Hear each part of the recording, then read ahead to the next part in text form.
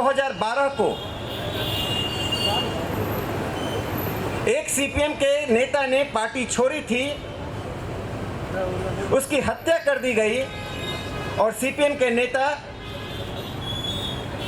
अच्युतानंदन जब उनके घर पर गए तो विजयन ने इस बात की आलोचना की, आप अपने विरोधियों को प्रोत्साहित कर रहे हैं।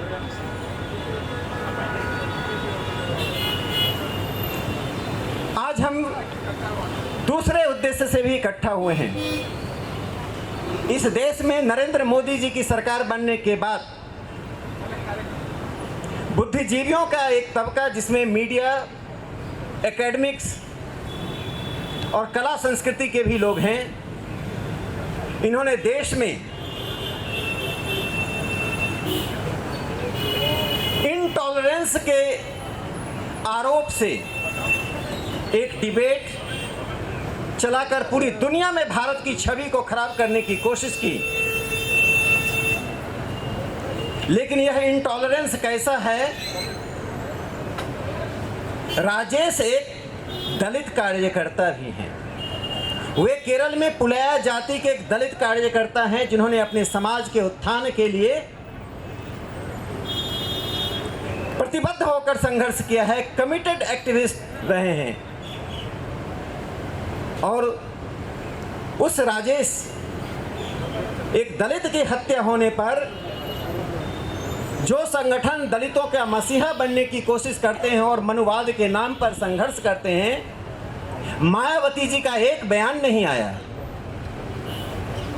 बुद्धिजीवियों का एक बयान नहीं आया। इसलिए हमने इस हेतु से वेयर आर यू, क्या आप कहाँ चले जाते हैं? क्या हत्या का भी की जाति होती है? क्या हत्या का भी रंग होता है? लेकिन आज मुझे खुशी है कि हमारी अपील पर कुछ पत्रकारों ने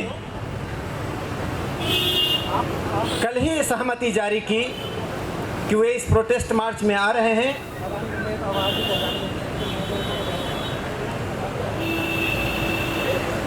और मैं उनका स्वागत करता हूं, जो लोग भी इस प्रोटेस्ट मार्च में आए हैं।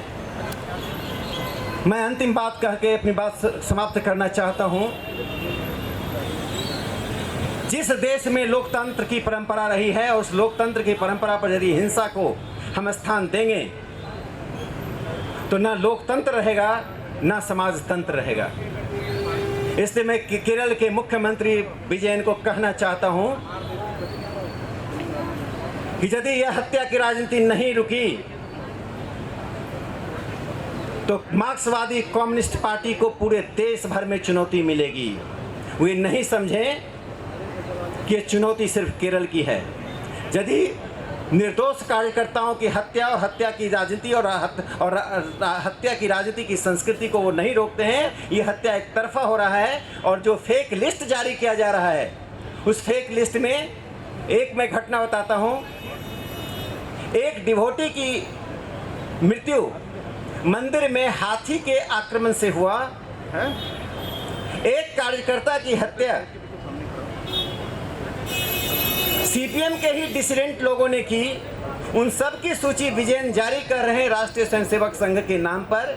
यह कम्युनिस्ट, मार्क्सवादी कम्युनिस्ट पार्टी का हताशा दिखा रहा है और इसी हताशा का परिणाम है कि आज मार्क्सवादी कम्युनिस्ट पार्टी के लोग पूरे देश में हो रहे प्रदर्शन से, विरोध से बेचैन हैं। मैं अब विनय जी से अनुरोध करता हूं कि 2 शब्द अपना रखें।